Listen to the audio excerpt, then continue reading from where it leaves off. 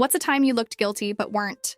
Back in college, I worked part-time at a small coffee shop near campus. It wasn't glamorous, but I liked the people and free coffee.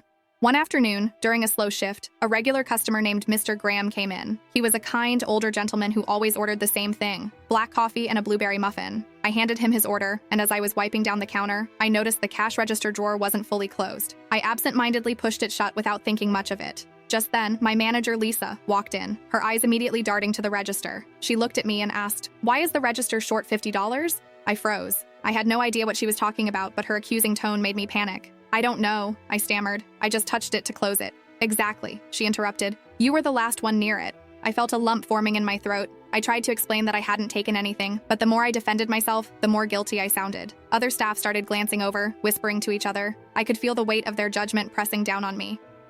Lisa said she'd have to check the security footage later, but until then, she told me to stay away from the register. I spent the next hour in a fog, trying not to cry as I cleaned tables.